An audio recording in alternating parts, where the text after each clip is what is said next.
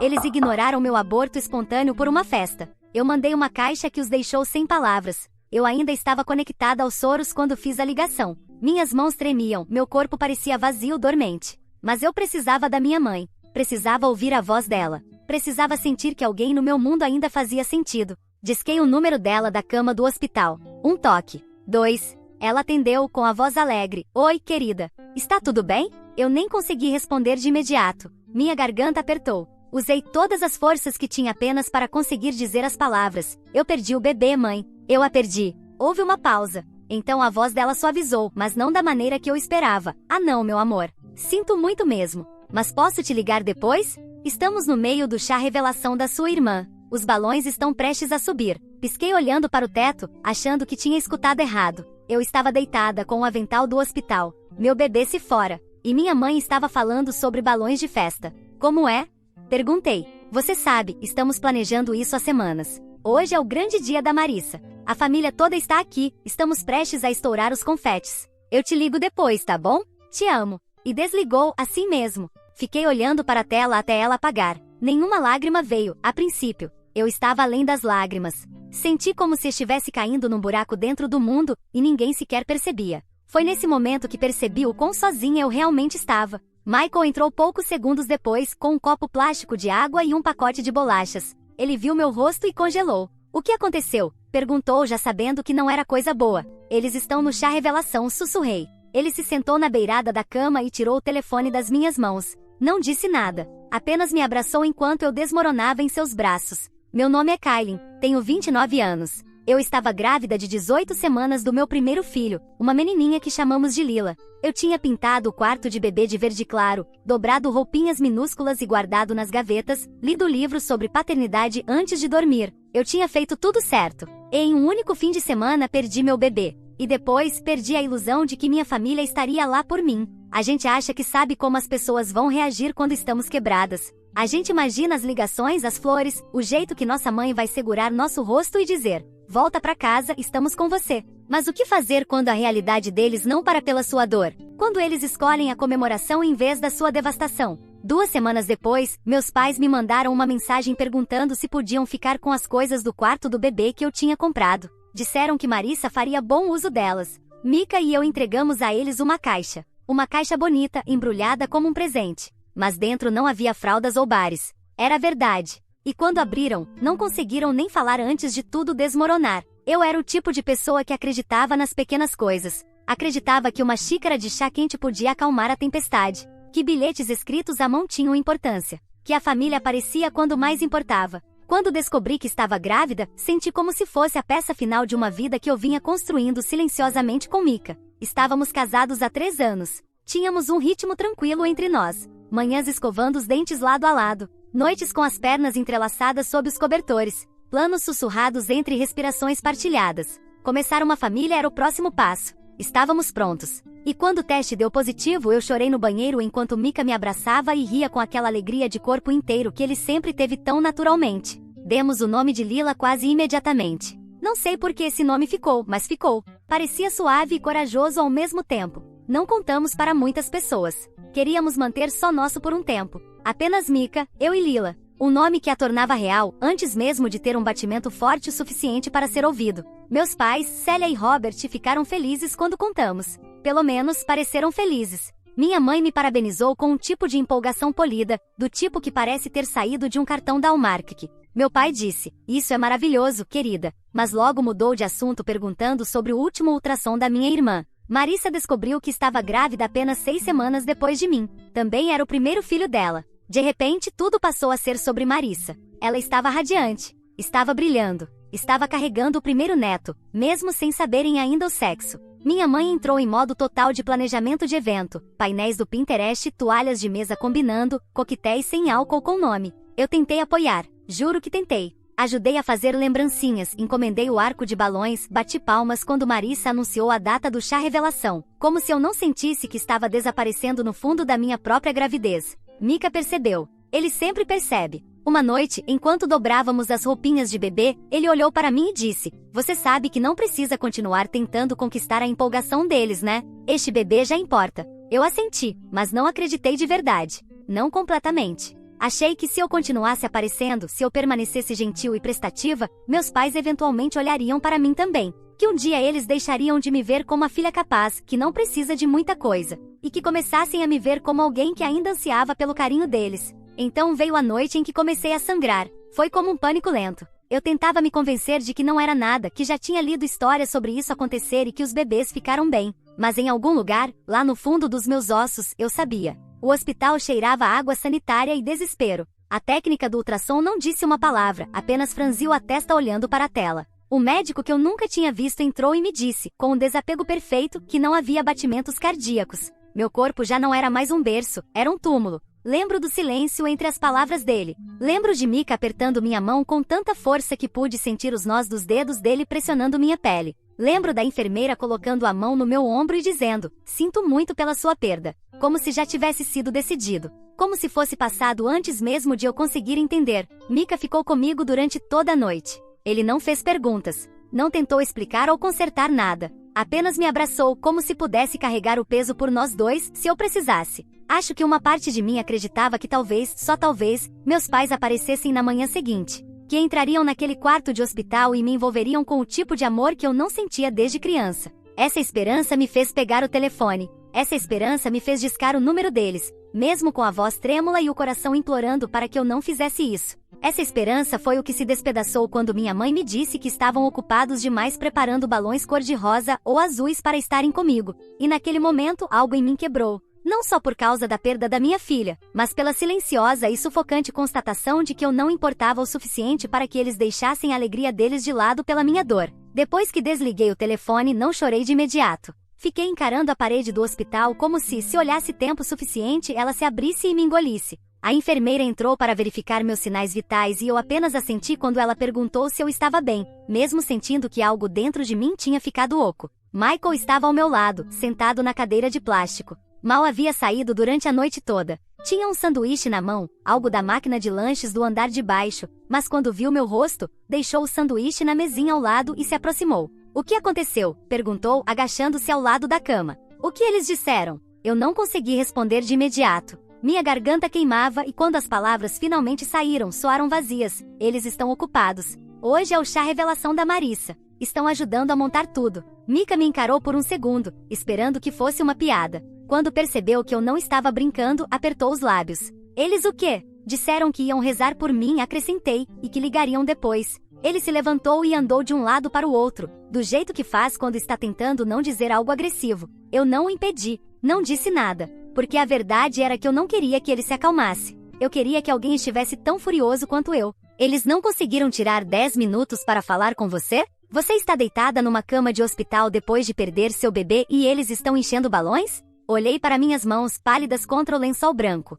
Eu nem consegui defendê-los. Tinha tentado por tanto tempo acreditar que eles se importavam, que eu apenas estava interpretando errado. Mas isso não era um mal-entendido. Isso foi uma escolha. Voltamos para casa no dia seguinte. Não ouvi nada dos meus pais. Nem naquela noite, nem na manhã seguinte. Nem sequer uma mensagem. As fotos do chá revelação começaram a aparecer online. Marissa sorrindo com um vestido rosa. Minha mãe atrás dela, orgulhosa. Era uma menina. Todos estavam celebrando. Desliguei meu telefone. Passei a semana seguinte tentando manter a cabeça fora d'água. O luto é um tipo estranho de silêncio. Nem sempre grita. Às vezes apenas senta ao seu lado em silêncio, puxando sua pele de dentro para fora. Continuei pensando nas meinhas minúsculas que dobrei e coloquei nas gavetas do quarto. Na playlist de canções de ninar que fiz para ela. Nos livros que nunca leríamos juntas. Mika ficou por perto. Cozinhava refeições que eu não comia. Falava sobre coisas que eu não conseguia ouvir. Não me pressionava. Apenas existia ao meu lado. Uma constante no mundo que parecia ter saído da órbita. 10 dias depois do hospital, recebi uma mensagem da minha mãe. Dizia, Oi Kailin. Estávamos nos perguntando se você ainda tem as coisas do quarto do bebê. A Marissa está começando a montar o quartinho dela e pensamos que poderia usá-las, já que você não vai precisar. Li 3 vezes. A cada vez doía mais. Não era só pelas palavras, era o tom. Frio, prático. Como se o que eu tivesse vivido fosse um incômodo que eles esperavam poder resolver. Minha filha havia sido reduzida a uma oportunidade de reaproveitamento. Mostrei a mensagem para Mika. Ele não disse nada de imediato. Depois olhou para o celular e disse, devíamos dar a eles uma caixa. Só que não do tipo que eles estão esperando. A voz dele estava calma, mas havia algo por trás dela. Não era raiva. Nem vingança. Era algo mais profundo, algo protetor. O que você quer dizer? Perguntei. Eles querem algo de você sem reconhecer o que tiraram. Vamos dar algo que os faça parar e enxergar. Enxergar de verdade. Fiquei pensando nessas palavras por muito tempo. Uma parte de mim queria ignorar a mensagem, apagá-la, fingir que nunca existiu, mas outra parte estava cansada de fingir. Fiquei calada a vida inteira, sempre cuidadosa para não desestabilizar nada, mas já não havia mais equilíbrio, só o peso que eu carregava sozinha há tempo demais. Naquela noite, sentei no quarto inacabado de Lila e peguei uma caixa, não do tipo que pediram, não cheia de chupetas e cobertores, mas outra coisa, algo que falasse mais alto do que eu jamais havia conseguido. Eu não queria vingança. Eu queria reconhecimento. Queria que soubessem o nome da minha filha. O quarto ainda estava intocado. As coisas de Lila estavam exatamente como eu deixei antes do hospital. Roupinhas minúsculas dobradas com cuidado. Bichinhos de pelúcia enfileirados no parapeito da janela. O móbile sobre o berço tocava uma melodia que eu não conseguia ouvir desde que voltei para casa. Sentei no chão com a caixa à minha frente. Minhas mãos pairavam sobre ela como se fosse sagrada. Não era um presente. Era uma declaração. Michael estava quieto na porta. Me observou por um momento, depois entrou e se sentou ao meu lado, o joelho encostando no meu. Você não precisa fazer isso, disse suavemente. Se for demais. Balancei a cabeça. Preciso sim. De verdade. Não era sobre puni-los. Não era sobre fazer uma cena. Era sobre o fato de que passei as últimas semanas me sentindo um fantasma na minha própria história. Como se minha filha tivesse existido apenas nas sombras da celebração de outra pessoa. Eu precisava que a vissem, que sentissem o que eu senti, mesmo que só por um segundo. Começamos com a pulseira do hospital, a minha e a de Lila. Eu a tinha guardado na gaveta de cabeceira, dobrada em papel de seda. Coloquei cuidadosamente no fundo da caixa. Depois vieram as meinhas, brancas com patinhos amarelos. Comprei durante o segundo trimestre, num dia em que finalmente comecei a sentir que tudo ia ficar bem. Coloquei-a sobre a pulseira, meus dedos permanecendo ali por um instante. Adicionei uma cópia emoldurada do último ultrassom. O perfil dela estava claro ali, seu nariz pequeno, os dedinhos curvados. Era a imagem que eu tinha encarado no caminho de volta da consulta, sorrindo para a vida que crescia dentro de mim. Depois veio a carta. Eu a havia reescrito 3 vezes, cada versão dizia algo diferente, mas a que mantive era simples, o nome dela era Lila. Ela foi desejada. Ela foi amada. Ela importava. Vocês não perguntaram por ela. Não vieram por mim. Vocês escolheram uma festa. Esta caixa é tudo que receberão de mim. Não porque sou amarga, mas porque cansei de fingir que não estava quebrada quando vocês escolheram olhar para o outro lado. Assinei e coloquei no topo. Mika fechou a tampa e embrulhou a caixa em um papel neutro. Sem laços. Sem enfeites. Apenas bordas limpas e um peso silencioso. Não dissemos muito pelo resto da noite. Não havia mais nada a dizer. Tudo que eu havia carregado agora estava dentro daquela caixa. O luto, a raiva, o silêncio. Tudo embrulhado em algo que eu podia entregar e finalmente deixar ir. Na manhã seguinte, dirigimos até a casa dos meus pais.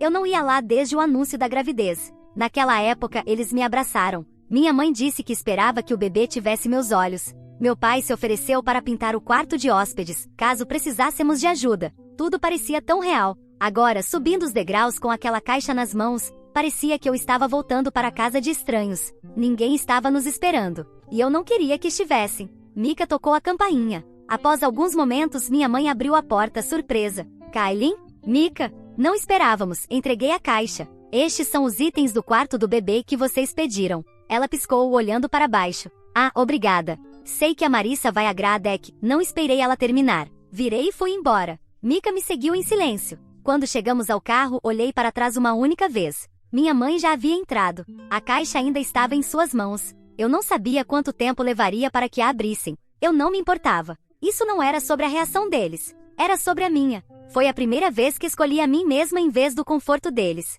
A primeira vez que falei alto sem elevar a voz. Não deixei nada naquela casa, exceto uma caixa cheia de verdades. Pela primeira vez, eles teriam que lidar com aquilo. E eu não precisava estar lá para assistir. Não falamos muito durante o caminho de volta. Mika manteve uma mão no volante e a outra no meu joelho. Eu olhava pela janela, não para nada específico, apenas respirando sob o peso de finalmente ter feito o que evitei por anos. Estabelecer um limite com a minha família e sustentá-lo. Por 2 dias, houve silêncio. Nenhuma mensagem, nenhuma ligação, nenhum reconhecimento. Comecei a me perguntar se eles tinham ao menos aberto a caixa, ou se ela estava largada num canto, esperando que alguém mais lidasse com ela. Mas então, no 3º dia, meu pai ligou. Não foi minha mãe. Isso, por si só, já indicava que algo havia mudado. Deixei tocar 2 vezes antes de atender. Michael estava ao meu lado no sofá, assistindo a um documentário que nós nem estávamos prestando atenção de verdade. Quando viu o identificador de chamadas, ele pausou a tela e encontrou meus olhos. Atendi. Oi, pai. Houve uma longa respiração do outro lado. Não foi dramática, apenas incerta. Kylie, disse ele, com a voz mais suave do que eu me lembrava. Abrimos a caixa. Eu não disse nada. Queria que ele preenchesse o silêncio dessa vez. Eu não faria isso por ele. Eu não sabia o nome dela, continuou. Lila. É um nome lindo. Ela era linda. Eu apenas disse. Era. Houve outra pausa. Eu não sei o que dizer. Não estou esperando nada, respondi. Não mais. Ele ficou em silêncio de novo. Sua mãe chorou quando viu as meinhas. Isso me atingiu mais forte do que eu esperava. Eu havia imaginado eles lendo a carta. Havia imaginado silêncio. Mas não tinha imaginado lágrimas. Não dela. Ela disse que não sabia que você estava sofrendo tanto, acrescentou. Mantive minha voz firme. Ela sabia. Ela só não quis lidar com isso. Ele não discutiu. E isso me surpreendeu. Acho que pela primeira vez ele sabia que não havia como justificar. Desculpa, disse ele finalmente. Nós dois estamos. Eu não disse, tudo bem porque não estava. Eu não disse obrigada porque não estava grata por esse momento. Eu estava exausta pelo fato de ter sido preciso tanto para chegarmos até ali. Eu precisava que vocês a vissem, disse. Não apenas como algo triste que me aconteceu, mas como alguém que foi real, que existiu. Ele limpou a garganta e por um segundo, achei que fosse chorar. Mas não chorou. Apenas disse, vamos deixar as coisas do quarto aqui. Elas pertencem a ela. Essa foi a primeira coisa que ele acertou. Quando desliguei, fiquei parada por um momento. Sem tremer. Sem estar quebrada. Apenas parada. Mika se inclinou em minha direção. O que ele disse? Olhei para ele. Eles abriram. Ele esperou. Eles choraram. Mika soltou o ar e me puxou para perto. Apoiei a cabeça no ombro dele e permiti-me sentir a paz silenciosa de um momento que eu nem sabia que precisava. Eles tinham aberto a caixa. Tinham visto o nome dela. E pela primeira vez, não falaram por cima do silêncio. Sentaram com ele. Naquela noite, entrei novamente no quarto de Lila. O ar parecia mais leve. Como se o luto tivesse se deslocado, só um pouco. Não tinha desaparecido, mas estava mais claro. Menos enredado em culpa e em si. Peguei a moldura na gaveta, o mesmo ultrassom que agora estava gravado na memória dos meus pais, e coloquei-a na prateleira acima do berço, ao lado de uma vela e de uma foto minha com Mika, no dia em que descobrimos que estávamos grávidos. Sussurrei o nome dela, não como um adeus, mas como uma promessa a Lila. Ela nunca seria esquecida, nem por mim, nem por Mika. E agora, nem pelas pessoas que tentaram seguir em frente sem encará-la nos olhos. Algumas histórias não terminam com justiça, terminam com verdade. E isso já era suficiente. Não consertou nada, isso foi o que percebi primeiro. Não houve um grande pedido de desculpas da minha mãe. Nenhum jantar em família de reconciliação, onde todos sentamos e finalmente conversamos sobre décadas de silêncio. Nenhum reencontro emocional. Apenas espaço. E nesse espaço encontrei algo que não sentia havia semanas: paz. Alguns dias após a ligação do meu pai, recebi uma mensagem da minha irmã. Foi curta. Eu não sabia o que tinha acontecido até abrirem a caixa. Me desculpa.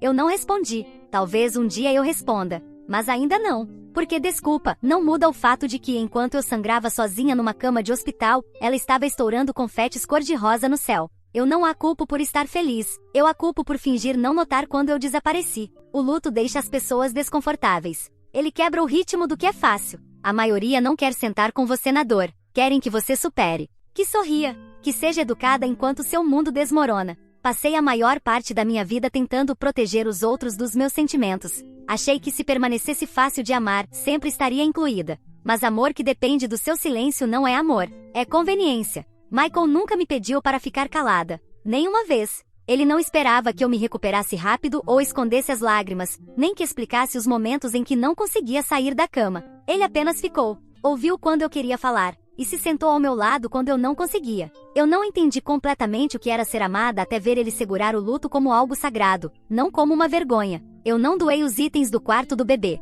Não os guardei. Mantive tudo exatamente onde estava, porque aquele quarto não era um fracasso. Era uma lembrança, uma parte da história da Lila e da minha. Comprei uma pequena placa com o nome dela e a coloquei acima do berço. Apenas o nome dela em letras douradas suaves, Lila Grace. Dizer o nome dela em voz alta não dói como antes. Agora parece uma forma de homenageá-la, de reivindicar o espaço que ela deixou para trás. Ela existiu, ela me transformou. E só porque eu não poderei criá-la, não significa que eu deixei de ser mãe dela. Ainda há dias em que eu acordo e esqueço por um momento, aquele segundo antes da memória invadir e me lembrar do que foi perdido. E há outros dias em que me sinto leve novamente, em que consigo rir sem culpa, em que posso sentar no quarto do bebê e me sentir em paz. Aprendi que curar não é substituir a dor pela felicidade. É aprender a carregar as duas. É aceitar que algumas histórias não terão o final que você queria, mas ainda assim importam, ainda assim merecem ser contadas. Eu não sei que tipo de relação terei com meus pais daqui pra frente. Por agora, não estou correndo atrás de nenhuma. Não estou tentando merecer a presença ou a compreensão deles. Eles me mostraram quem realmente eram quando eu mais precisei. E essa verdade importa mais do que DNA compartilhado ou velhos hábitos. Mika e eu ainda falamos sobre tentar de novo algum dia, não hoje, não tão cedo, mas quando estivermos prontos. E quando isso acontecer, não será para substituir Lila. Será para honrar o que ela nos ensinou, que o amor não é sobre barulho ou performance. É sobre presença. Sobre estar lá quando é mais difícil. Sobre manter espaço para que a dor e a alegria coexistam lado a lado. Se você está assistindo a isso e perdeu algo, alguém, e as pessoas que você esperava que te apoiassem não estavam lá, eu quero que você ouça isto. O seu luto não é incômodo. Ele não é um fardo. E você tem o direito de falar a sua verdade, mesmo que isso deixe outras pessoas desconfortáveis. Você tem o direito de pedir para ser visto. E se mesmo assim elas virarem o rosto, você tem o direito de seguir em frente assim mesmo. Eu carreguei Lila no meu corpo por 4 meses e meio. E a carrego no meu coração todos os dias. Ela viveu. Ela importava. E agora, eu também.